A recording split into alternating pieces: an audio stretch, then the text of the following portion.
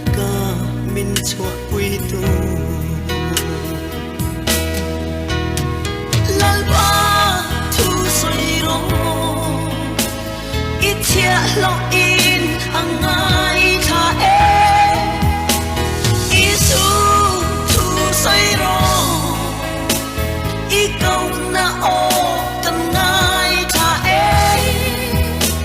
sal dang te za len na ke he da hi min tir da che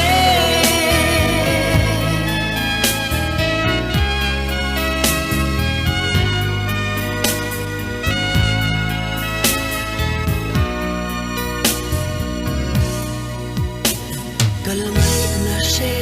lovin kami te an tlu e an mang ang ao thom chuan thin la ya min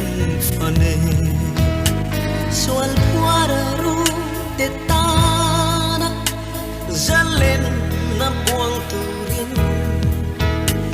tunge katam kalang tunge katirang le ai o kal turin lalpan min ave lalpa thu sai ro i chia lo in angai tha e isu thu sai ro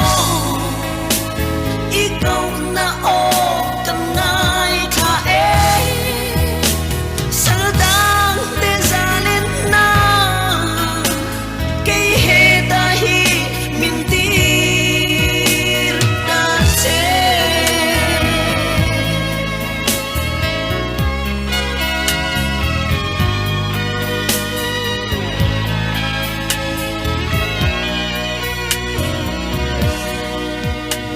kalmai na she lovin kami te an tlu e ang mang ang ao thom chuan thin la ya min phane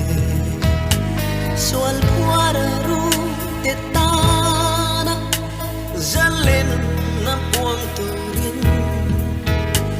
tunge katam kalang tunge katirang le ai o kal turin lalpan min ave